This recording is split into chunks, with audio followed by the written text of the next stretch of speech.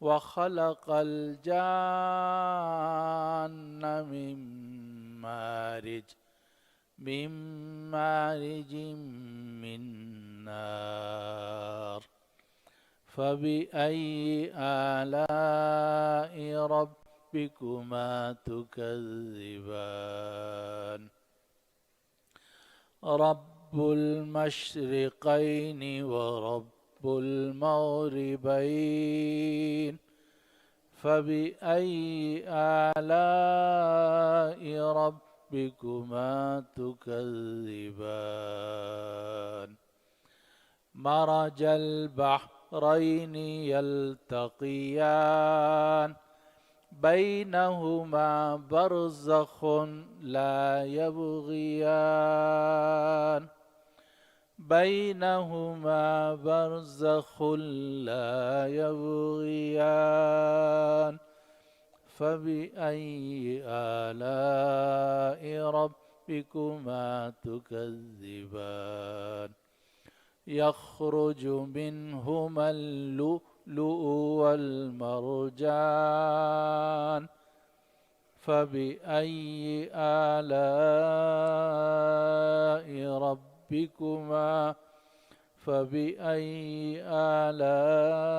ربكما تكذبان وله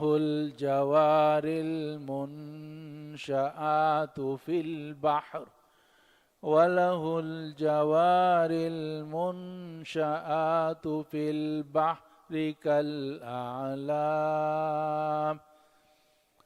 فبأي آلاء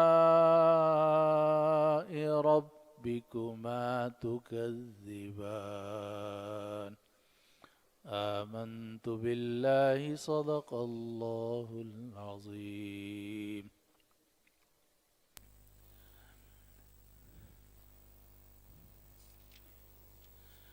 رحمان ہی ہے جس نے قرآن سکھایا، اس نے انسان کو پیدا کیا، پھر اس کو بات کرنا سکھایا۔ سورج اور چاند حساب کے ساتھ چل رہے ہیں، اور پودے اور درخت اللہ کے سامنے سجدہ ریز ہیں۔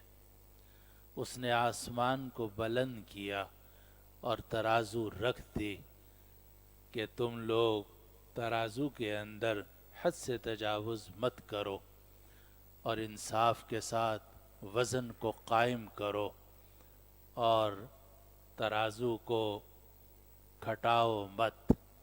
اور زمین اس نے رکھ دی مخلوقات کے لیے۔ اس زمین کے اندر پھل ہیں اور کھجوریں ہیں خوشے والے، اور دانہ جس کے ساتھ بھوسا ہے، دانہ بھوسے والا اور خوشبودار پودے۔ تو تم دونوں اپنے رب کی کن کن نعمتوں کو جھٹلاؤ گے؟ اس نے انسان کو سڑی ہوئی جمی ہوئی مٹی سے پیدا کیا، جو آگ میں پکائے ہوئے ٹھیکرے کی طرح ہوتی ہے، اور اس نے جنوں کو پیدا کیا آگ کے شعلے سے۔ تو تم دونوں اپنے رب کی کن کن نعمتوں کو جھٹلاؤ گے؟ وہ پروردگار ہے دونوں مشرقوں کا، اور پروردگار ہے دونوں مغربوں کا۔ تو تم اپنے رب کی کن کن نعمتوں کو جھٹلاؤ گے؟ اس نے دونوں سمندروں کو ملا دیا، اس نے دونوں سمندروں کو چھوڑ دیا کہ دونوں ملتے ہیں، لیکن ان کے درمیان ایک آڑ ہے اور وہ ایک دوسرے سے آگے نہیں بڑھ سکتے۔ تو تم دونوں اپنے رب کی کن کن نعمتوں کو جھٹلاؤ گے؟ ان دونوں قسم کے سمندروں سے موتی نکلتے ہیں اور مونگے نکلتے ہیں۔ تو تم اپنے رب کی کن کن نعمتوں کو جھٹلاؤ گے؟ اور اس کے لیے ایسے چلنے والے جہاز ہیں سمندر کے اندر جیسے پہاڑ، اس کے لیے چلنے والے جہاز جو سمندر میں اس طرح کھڑے ہوئے ہیں جیسا کہ پہاڑ، تو تم دونوں اپنے رب کی کن کن نعمتوں کو جھٹلاؤ گے۔ یہ سورۃ الرحمن کی ابتدائی 25 آیتیں تھیں جنہیں اس وقت میں آپ کے سامنے تلاوت کیا اور ان کا مختصر مفہوم آپ کی خدمت میں عرض کیا۔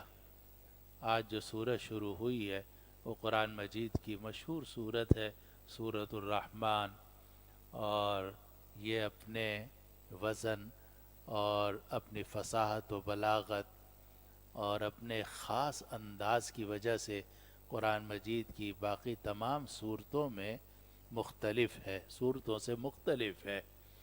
اور یہ وہ صورت ہے کہ جس میں ایک ہی آیت کا بار بار تکرار کیا گیا، فَبِأَيِّ آلَاءِ رَبِّكُمَا تُكَذِّبَانِ، کہ اے جن و انس تم اپنے رب کی کن کن نعمتوں کو جھٹلاؤ گے۔ اور جس طرح قرآن مجید کی اس صورت میں ایک آیت کو بار بار دہرایا گیا ہے، اس کی مثال باقی صورتوں میں بہت کم ہے۔ اگر سورۃ المرسلات میں بھی ایک آیت کو ایک سے زائد مرتبہ دہرایا گیا، سورۃ القمر کے اندر بھی اللہ سبحانہ و تعالی نے ایک آیت کو ایک سے زیادہ مرتبہ دہرایا، وَلَقَدْ يَسَّرْنَا الْقُرْآنَ لِلذِّكْرِ فَهَلْ مِن مُدَّكِرٍ، لیکن جتنا تکرار اس سورۃ الرحمن کے اندر ہے اتنا تکرار کسی اور سورت میں نہیں ہے۔ چھوٹی چھوٹی آیتیں ہیں مگر فصاحت اور بلاغت میں بے نظیر اور اپنی مثال آپ ہیں۔ اور یہ بھی کہا گیا کہ یہ وہ صورت ہے کہ جس میں اللہ سبحانہ و تعالی نے براہ راست انسانوں سے اور جنوں سے خطاب کر کے مختلف آیات نازل کی ہیں، اور بار بار جنوں کو اور انسانوں کو مخاطب کر کے فرمایا گیا کہ فَبِأَيِّ آلَاءِ رَبِّكُمَا تُكَذِّبَانِ، کہ تم اپنے رب کی کن کن نعمتوں کو جھٹلاؤ گے۔ یہ صورت مدینہ منورہ میں نازل ہوئی یا مکہ مکرمہ میں، اس میں علماء کی رائے مختلف ہے، اور ہمارے سامنے جو قرآن مجید کے نسخے ہیں ان میں اکثر سورۃ الرحمن کے آگے مدنیہ لکھی ہوئی ہے، جس کا مطلب یہ ہے کہ یہ سورۃ الرحمن مدینہ منورہ میں نازل ہوئی، اور یہی رائے ہے بعض علماء کی۔ لیکن علماء کی ایک بھاری تعداد اور محققین کی اکثریت اس بات کے قائل ہے کہ یہ سورت مدینہ منورہ میں نازل نہیں ہوئی بلکہ مکہ مکرمہ میں نازل ہو گئی تھی، اور اس کی سب سے بڑی دلیل وہ روایت ہے کہ جو احادیث کے اندر آتی ہے کہ نبی کریم صلی اللہ علیہ وسلم نے صحابہ رضوان اللہ علیہم اجمعین کے سامنے اس سورۃ الرحمن کی تلاوت کی۔ ترمذی کی روایت ہے کہ نبی کریم صلی اللہ علیہ وسلم نے صحابہ رضوان اللہ علیہم اجمعین کے سامنے اس سورت کی تلاوت کی، تو ایک عجیب سناٹا سا چھا گیا، کیونکہ یہ بالکل اپنے انداز کی مختلف صورت تھی۔ تو صحابہ جو ہیں بس وہ حیرانی سے یہ سورت سنتے رہے اور ان کی زبان سے کوئی لفظ نہیں نکلا۔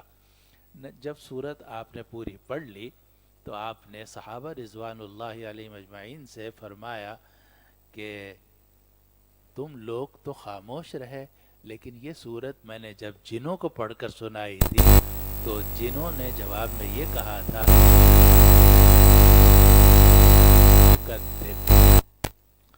جب میں نے انہیں جنوں کو یہ سورت سنائی تو جب بھی میں اس آیت پر پہنچتا تھا فَبِأَيِّ آلَاءِ رَبِّكُمَا تُكَذِّبَانِ، کہ تم اپنے رب کی کن کن نعمتوں کو جھٹلاؤ گے، تو جن فوراً کہتے تھے لَا بِشَيْءٍ مِّن نِّعَمِكَ رَبَّنَا نُكَذِّبُ، اے ہمارے پروردگار ہم آپ کی نعمتوں میں سے کسی چیز کو نہیں جھٹلاتے۔ مقصد یہ تھا کہ جو جنات ہیں تو انہوں نے اس کا جواب دیا، اور تمہیں بھی چاہیے تھا کہ کم از کم قرآن مجید کی یہ صورت جو بار بار آ رہی ہے اس کا کچھ جواب ہوتا، اور یہ طریقہ تھا نبی کریم صلی اللہ علیہ وسلم کا جو احادیث میں بھی وارد ہے کہ آپ قرآن مجید کی جب کسی ترغیب والی آیت پر گزرتے تھے جس میں جنت کا ذکر ہوتا تھا، آخرت کی نعمتوں کا ذکر ہوتا تھا، تو آپ اس کا سوال کرتے تھے کہ یا اللہ یہ جو نعمتیں آپ نے ذکر فرمائی ہیں ہمیں بھی عطا فرما دیجئے۔ اور جب کسی آیت ترہیب پر آپ کا گزر ہوتا تھا جس میں لوگوں کو ڈرایا گیا ہے اور لوگوں کو تنبیہ کی گئی ہے، تو نبی کریم صلی اللہ علیہ وسلم اللہ کے عذاب سے، جہنم سے پناہ مانگا کرتے تھے۔ اور اسی طرح آپ نے سنا ہوگا کہ جب نبی کریم صلی اللہ علیہ وسلم نے سورۃ التین کی تلاوت کی تو اس کے آخر میں آتا ہے کہ الیس اللہ باحکم الحاکمین، کیا اللہ تعالیٰ احکم الحاکمین نہیں ہے؟ تو آپ نے فوراً فرمایا کہ بلا وَنَحْنُ عَلَى ذَلِكَ مِنَ الشَّاهِدِينَ، اے پروردگار کیوں نہیں آپ احکم الحاکمین ہیں، ہم اس بات کی گواہی دیتے ہیں۔ تو یہ بھی طریقہ ہے کہ قرآن مجید کی کوئی آیت اگر سمجھ میں آئے تو حتی الامکان اگر جواب دے سکتا ہے تو عربی میں یا اردو میں یا اپنی زبان میں اس کا جواب دے۔ اگر نعمتوں کا ذکر آ رہا ہے اللہ تعالیٰ سے وہ نعمتیں مانگ لے، اور اگر عذاب کا یا جہنم کا ذکر آ رہا ہے تو اللہ تعالیٰ سے اس کی پناہ مانگ لے۔ بہرحال یہ سورۃ الرحمن راجح قول کے مطابق مکہ مکرمہ میں نازل ہوئی، اور ابھی جو میں نے آپ کے سامنے روایت پڑھی تو اس سے معلوم ہوتا ہے کہ صحابہ کو سنانے سے پہلے آپ نے یہ سورۃ الرحمن جنات کو سنائی تھی، جنات کو آپ نے سنائی تھی، اور جنہوں نے یہ سورت سنی تو ہر فَبِأَيِّ آلَاءِ رَبِّكُمَا تُكَذِّبَانِ کی ہر آیت کے جواب میں انہوں نے یہ کہا کہ لا بِشَيْءٍ مِّن نِّعَمِكَ رَبَّنَا نُكَذِّبُ۔ اور یہ بھی بعض علماء نے لکھا کہ جنوں کی جو ملاقات ہے یا جنوں کے پاس تبلیغ کے لیے جانے کے جو واقعات ہیں وہ تقریباً سارے کے سارے مکہ مکرمہ میں ہیں۔ لیلۃ الجن کئی مرتبہ ہوئی ہے، اور کئی مرتبہ آپ جنوں کے پاس تبلیغ کے لیے تشریف لے گئے ہیں، لیکن تقریباً وہ سارے ہی واقعات مکہ مکرمہ کے ہیں۔ اس لیے راجح قول یہ ہے کہ یہ سورۃ الرحمن مکی صورت ہے، اور یہ بعض علماء کے خیال کے مطابق بالکل ابتدائی دور میں نازل ہوئی تھی۔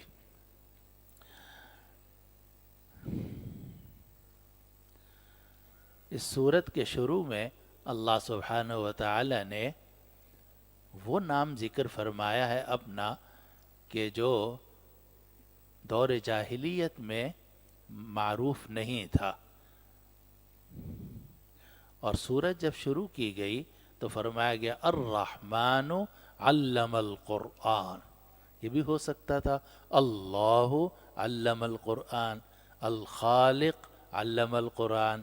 اللہ تعالیٰ کے اسماء حسنہ تو بہت سارے ہیں، کسی بھی لفظ سے یہ کسی بھی اسماء حسنہ میں کسی بھی اسم مبارک سے یہ صورت شروع کی جا سکتی تھی، لیکن اللہ سبحانہ و تعالی نے الرحمن کا انتخاب فرمایا، اور اس میں اشارہ کیا گیا اس بات پر کہ اللہ تعالیٰ بڑا ہی مہربان ہے۔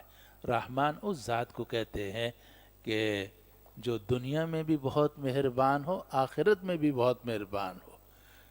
بلکہ یہ بھی کہا جاتا ہے کہ رحمان وہ ذات ہے، اللہ تعالیٰ کی وہ ذات ہے کہ جو مسلمانوں پر بھی مہربان ہے، کافروں پر بھی مہربان ہے۔ چنانچہ کافروں کو بھی زندگی دی جاتی ہے، کافروں کو بھی نعمتیں دی جاتی ہیں تاکہ کسی طریقے سے وہ ایمان قبول کر لیں، التوحید پر ایمان لائیں اور رسالت کی گواہی دیں۔ تو اللہ سبحانہ و تعالی نے اس سورت کے شروع میں الرحمن کے لفظ کا انتخاب فرمایا، یہ بتانے کے لیے کہ یہ جو سورت ہے یہ ہماری دنیا اور آخرت کو درست کرنے والی ہے، تم لوگوں کی دنیا اور آخرت کو درست کرنے والی ہے، اور وہ ذات بڑی ہی مہربان ہے، اس نے تمہاری دنیا اور آخرت کو درست کرنے کے لیے قرآن نازل کیا۔ الرحمن علم القرآن، بڑا ہی مہربان ہے، اس نے قرآن سکھایا ہے۔ الرحمن علم القرآن، بڑا ہی مہربان ہے کہ جس نے قرآن سکھایا ہے۔ اور یہ الرحمن کا جو اسم اعظم ہے یا اسم احسن ہے، تو یہ دور جاہلیت میں معروف نہیں تھا۔ کافروں کے ہاں اللہ تعالیٰ کے اور نام تو معروف تھے، قادر ہے، قدیر ہے، عزیز ہے، حکیم ہے، مقتدر ہے، لیکن رحمان ان کے ہاں معروف نہیں تھا۔ رحیم معروف تھا، رحمان معروف نہیں تھا۔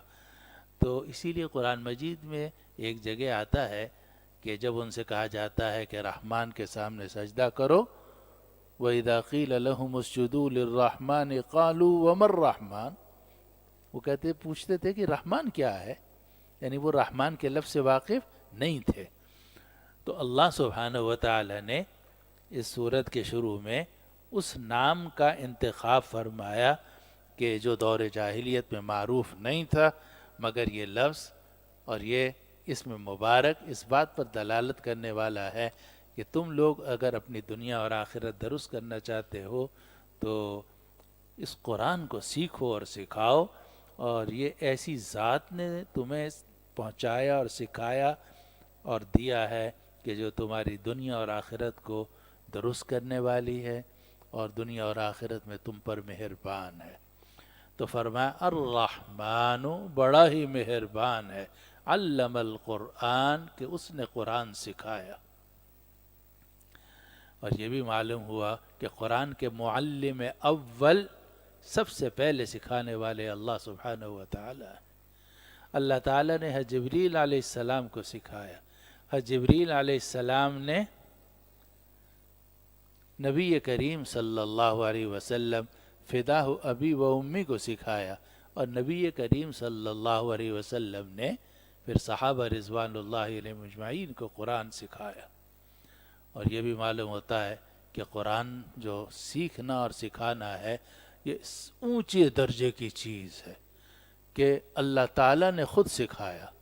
اللہ تعالیٰ نے جبریل علیہ السلام کو سکھایا، حضرت جبریل علیہ السلام نے نبی کریم صلی اللہ علیہ وسلم کو سکھایا، اور نبی کریم صلی اللہ علیہ وسلم نے صحابہ رضوان اللہ علیہ اجمعین کو سکھایا۔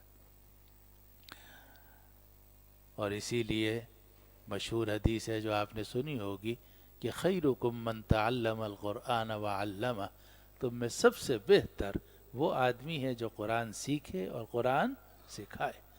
اور ایک روایت میں آتا ہے اشراف امتی حملۃ القرآن، میری امت کے شریف ترین لوگ وہ ہیں جو قرآن کو تھامنے والے ہیں۔ اشراف امتی حملۃ القرآن، میری امت کے شریف ترین معزز ترین لوگ وہ ہیں جو قرآن کو تھامنے والے ہیں۔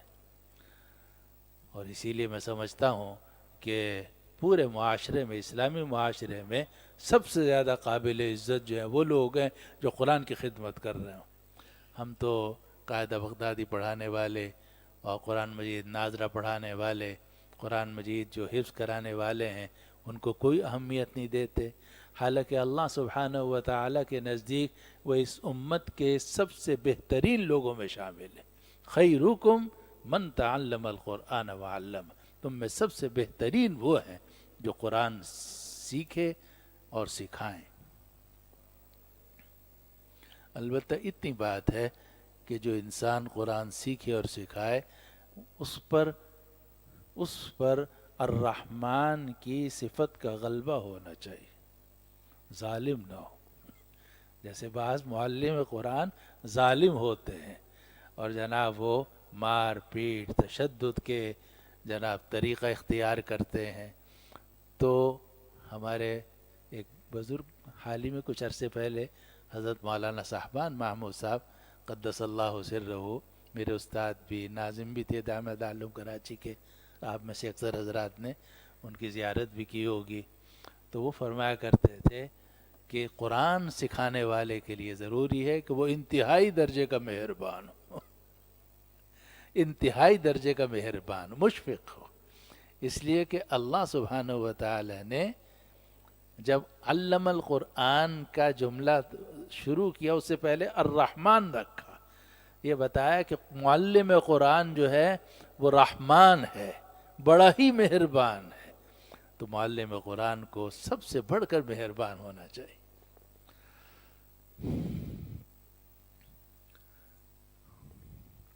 تو ایک طرف ہماری بھی کوتاہی ہے کہ ہم قرآن کی خدمت کرنے والوں کو وہ عزت نہیں دیتے جو حقیقت میں ان کو اللہ سبحانہ و تعالی نے عزت عطا فرمائی ہے اور جو آخرت میں عزت ان کو ملنے والی ہے۔ لیکن دوسری طرف گڑبڑ ان کے ہاں بھی ہے کہ وہ جناب اپنے اندر صفت رحمت کی کوشش نہیں کرتے اور صفت غضب ان کے اندر زیادہ ہوتی ہے، حالانکہ جو معلم قرآن ہے اس کو تو سراپا مہربان ہونا چاہیے، جیسے اللہ سبحانہ و تعالی نے کمال مہربانی کے ساتھ سراپا مہربان ہیں، انہوں نے یہ قرآن سکھایا ہے۔ الرحمن علم القرآن، رحمان نے قرآن سکھایا۔ خلق الانسان، انسان کو پیدا کیا۔ علمہ البیان، اس کو بیان سکھایا۔ علماء نے لکھا کہ انسان کی تخلیق کا ذکر بعد میں کیا گیا اور تعلیم قرآن کا ذکر پہلے کیا گیا، اشارہ کیا گیا کہ قرآن مجید جو ہے وہ تمام کائنات کی تمام چیزوں سے سب سے بڑھ کر ہے۔ قرآن مجید جو ہے وہ قرآن مجید دنیا کی تمام چیزوں سے بڑھ کر ہے، حتیٰ کہ انسان سے بھی بڑھ کر۔ انسان کی حیثیت بعد میں ہے، قرآن کی حیثیت پہلے ہے۔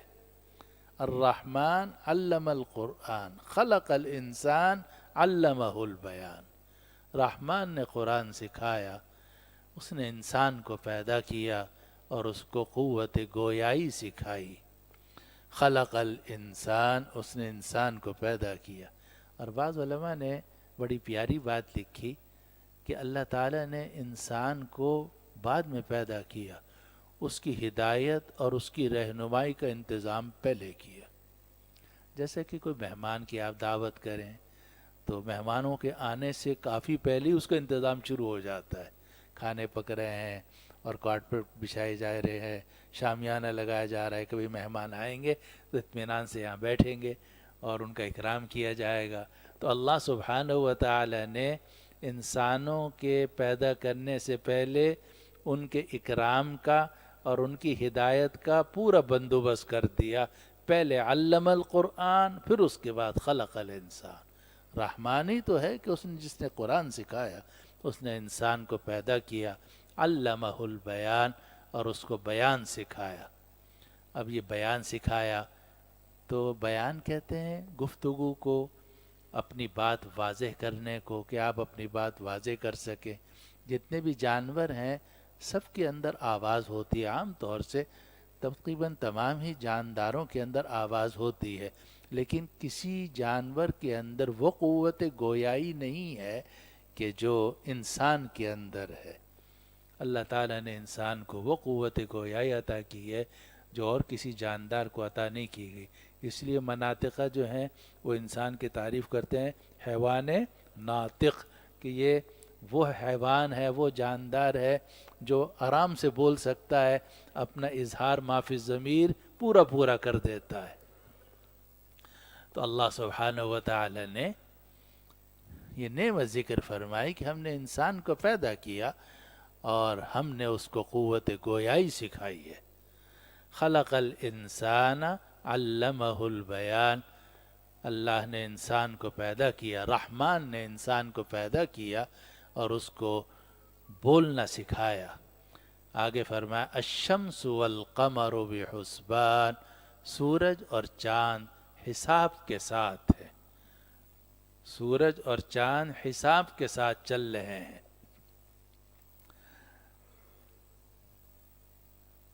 زمین کی اپنی گردش ہے سورج کے گرد، پھر زمین کی اپنی گردش ہے محور کے گرد، تو یہ جو کچھ گردش ہے سورج کی یا چاند کی، پھر سورج کے بارے میں کہا جاتا ہے کہ وہ تمام سیاروں کو لے کر کہیں چلا جا رہا ہے، تو یہ جتنی گردش ہو رہی ہے سورج کی، چاند کی، زمین کی اپنے اپنے مدار میں یہ اتنی منظم ہے اور اتنی گہرائی کے ساتھ طے شدہ ہے کہ جس میں ایک سیکنڈ کا بھی فرق نہیں آ پاتا. الشمس والقمر بحسبان، سورج چاند حساب کے ساتھ ہیں، یعنی حساب کے ساتھ چل رہے ہیں. علماء نے لکھا کہ یجریان جو ہے یہاں محذوف ہے کہ الشمس والقمر یجریان بحسبان، کہ سورج اور چاند حساب کے ساتھ چل رہے ہیں. اور اسی وجہ سے حضرت مفتی محمد شفیع صاحب قدس اللہ سرہ نے لکھا کہ سورج کے ذریعے سے اگر آپ حساب کریں وہ بھی ٹھیک ہے، جیسے آپ یہ سورج کے حساب سے شمسی سال آپ کا جنوری، فروری، مارچ، اپریل، اور اگر آپ چاند کے حساب سے اپنا حساب کریں سالانہ تو وہ بھی ٹھیک ہے. یہ دونوں سال اللہ تعالیٰ کے بنائے ہوئے ہیں. تو سورج کو دیکھ کر آپ حساب کریں وہ بھی قرآن سے ثابت ہے، چاند کے ذریعے سے اگر آپ حساب کریں وہ بھی ثابت ہے. البتہ شریعت نے شرعی احکام کے اندر چاند کی جو گردش ہے اس کا زیادہ اعتبار کیا ہے، اور اسی کے نتیجے میں روزے رکھے جاتے ہیں، اسی کے نتیجے میں سالانہ زکوٰۃ ادا کی جاتی ہے. اگر آپ روزے رکھیں گے تو جنوری فروری کے حساب سے نہیں رکھیں گے، شعبان، رمضان، شوال کے اندر رمضان میں رکھیں گے. اسی طرح اگر آپ سالانہ زکوٰۃ ادا کرنا چاہتے ہیں تو شمسی سال کے اعتبار سے وہ زکوٰۃ فرض نہیں ہوگی بلکہ قمری سال کے حساب سے فرض ہوگی، اور جو کچھ فرق پڑے گا شمسی میں اس کی زائد رقم آپ کو ادا کرنی ہوگی.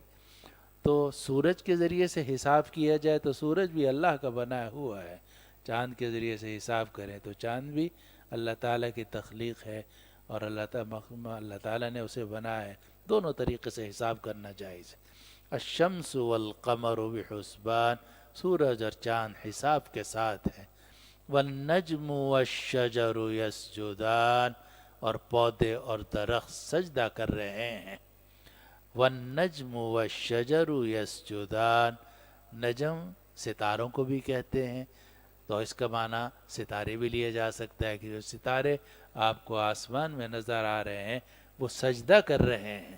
اب سجدہ کس طرح کر رہے ہیں اللہ ہی کو معلوم ہے.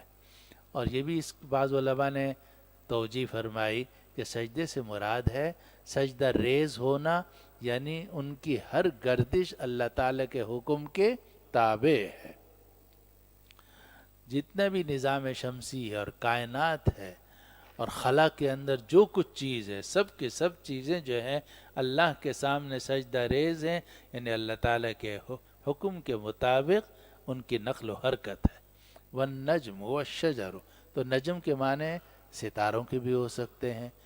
اور دوسرا قول جس کو اکثر علماء نے اختیار کیا وہ یہ ہے کہ النجم سے مراد وہ پودے ہیں کہ جن کا تنا نہیں ہوتا، اور شجر وہ پودے ہیں جن کا تنا ہوتا ہے جیسے درخت. وہ پودے جن کا تنا نہیں ہوتا جیسے بیلیں ہوتی ہیں، انگور کی بیل ہے اور تربوز کی بیل ہے، لوکی کی بیل ہے، ان کے تنے نہیں ہوتے کہ اس کریں کے اوپر کھڑے ہو جائیں اور پھر اس کے بعد شاخیں پھیلیں، بلکہ وہ زمین پر پھیلتے چلے جاتے ہیں، یا جھاڑیاں ہوتی ہیں تو اس کو نجم کہتے ہیں. اسی لیے اکثر علماء نے ترجمہ کیا والنجم والشجر یسجدان، اور پودے اور درخت اللہ کے سامنے سجدہ کرتے ہیں. حضرت شیخ الہند نے ترجمہ کیا اور جھاڑ اور درخت مشغول ہیں سجدے میں. جھاڑ یہ پرانا لفظ ہے، اور جھاڑ کہتے تھے اس پودے کو جس کا تنا نہ ہو. اور حضرت شیخ الاسلام مولانا تقی عثمانی صاحب نے اس کا ترجمہ کیا اور بیلیں اور درخت سب اس کے آگے سجدہ کرتے ہیں.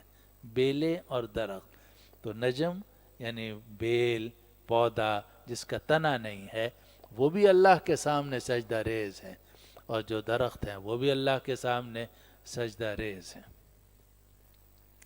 ہمارے ایک بڑے بزرگ گزرے ہیں حضرت مولانا قاری محمد طیب صاحب قدس اللہ سرہ، فرمایا کہ کائنات کی جتنی بھی چیزیں ہیں سب عبادت میں مصروف ہیں.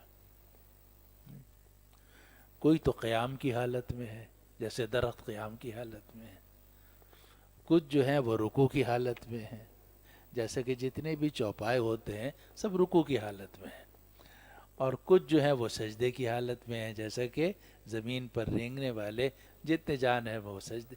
تو کائنات کی اچھا کچھ وہ ہیں جو چکر لگاتے رہتے ہیں، جیسے طواف ہوتا ہے کہ وہ جناب اپنی گردش میں ہے. اور فرمایا کہ انسان کو اللہ تعالیٰ نے ان تمام عبادات کا مجموعہ بنا دیا. چنانچہ انسان جو ہے وہ قیام بھی کرتا ہے، انسان رکوع بھی کرتا ہے، انسان سجدہ بھی کرتا ہے، انسان طواف بھی کرتا ہے مسلمان. لیکن باقی جتنی مخلوقات ہیں ان میں سے کوئی قیام کی حالت میں ہے، کوئی رکوع کی حالت میں ہے، کوئی سجدے کی حالت میں اور کوئی طواف کی حالت میں ہے.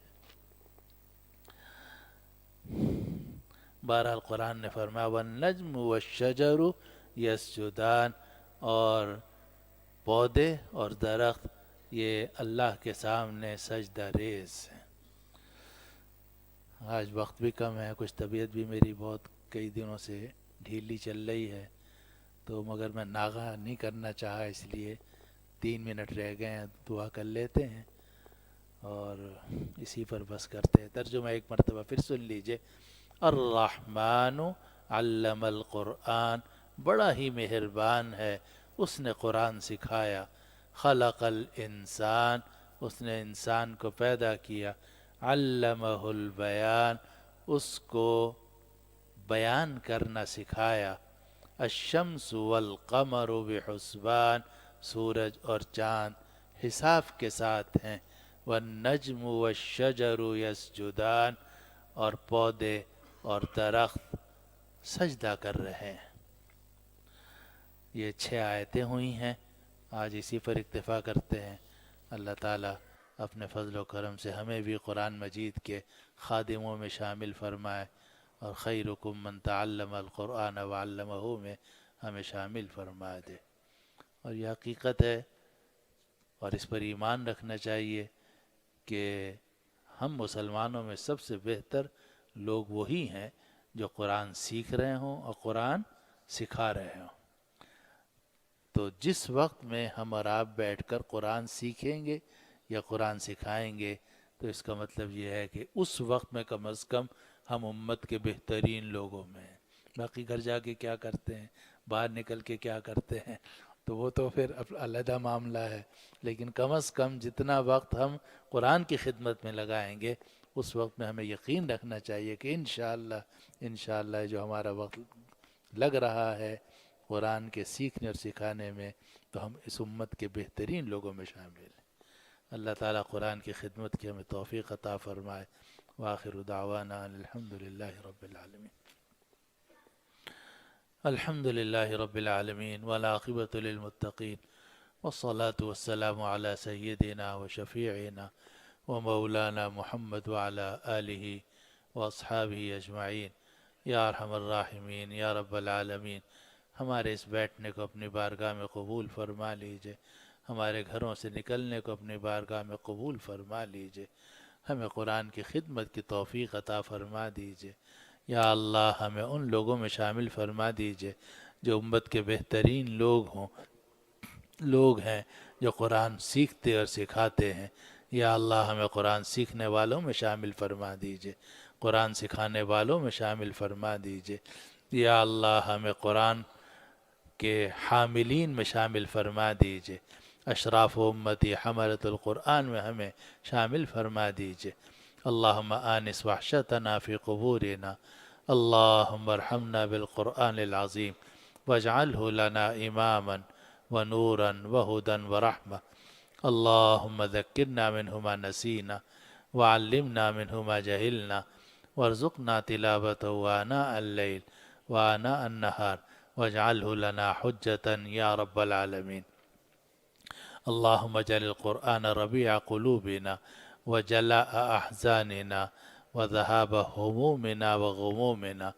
اللہم انا نسألک ان تخلط القرآن بلحومنا ودمائنا. اللہم نور قلوبنا بنور الایمان اللهم نور قلوبنا بنور الإيمان والقرآن. يا حي يا قيوم برحمتك نستغيث أصلح لنا شأننا كله ولا تكلنا إلى أنفسنا طرفة عين ولا تنزع منا صالح ما أعطيتنا یا اللہ یا ارحم الراحمین. ہمارے تمام چھوٹے بڑے گناہوں کو معاف فرما دے، ہماری خطاؤں کو معاف فرما دے، ہماری لغزشوں کو معاف فرما دے. یا اللہ ماضی کے گناہوں سے سچی توبہ کی توفیق عطا فرما دے. یا اللہ آئندہ کے لیے ہمیں ہدایت عطا فرما، حیات طیبہ نصیب فرما، پاکیزہ زندگی نصیب فرما، ستھری زندگی نصیب فرما. یا اللہ ہماری دنیا بھی اچھی فرما، آخرت بھی اچھی فرما. یا اللہ ہماری دنیا بھی اچھی فرما، آخرت بھی اچھی فرما دیجیے. ربنا آتنا فی الدنیا حسنہ وفی الآخرت حسنہ وقنا عذاب النار. یا اللہ ہم میں، ہمارے متعلقین میں، احباب میں، ہم میں یا اللہ جو بیمار ہیں اپنے فضل و کرم سے انہیں شفاء کاملہ عاجلہ نصیب فرما. یا اللہ مریضوں کو صحت عطا فرما، اپنا محتاج بنا، مخلوق کے احتیاج سے محفوظ فرما. یا اللہ دنیا میں بھی عافیت عطا فرما، قبر میں بھی عافیت عطا فرما، پل صراط پر بھی عافیت عطا فرما. اللہم انا نسألک تمام العافیہ ونسألک دوام العافیہ ونسألک الشکر علی العافیہ ونسألک الغنی عن الناس. یا اللہ ہم سے جو مقروض ہیں انہیں قرضوں سے نجات عطا فرما، جو پریشان ہیں ان کی پریشانیاں دور فرما. یا اللہ جو تنگ دست ہیں ان کی تنگ دستی دور فرما. یا اللہ ہم سب کو رزق حلال بابرکت عطا فرما. یا اللہ ہم میں جو بے گھر ہیں انہیں ذاتی گھر عطا فرما. یا اللہ ہم میں جو بے اولاد ہیں اپنے فضل و کرم سے انہیں اولاد صالح نرین عطا فرما. یا اللہ بے اولادوں کو اپنے فضل و کرم سے اولاد صالح نرین عطا فرما. یا اللہ تو ہماری تمام جائز حاجتوں کو پورا فرما. اللہم اجعلنا شاکرین لنعمتک مسنین بها قابلیها واتمها علینا. وصلی اللہ تعالی علی خیر خلقہ سیدنا و شفیعنا و حبیبنا و مولانا محمد وعلی آلہ و اصحابہ اجمعین برحمتک یا ارحم الراحمین.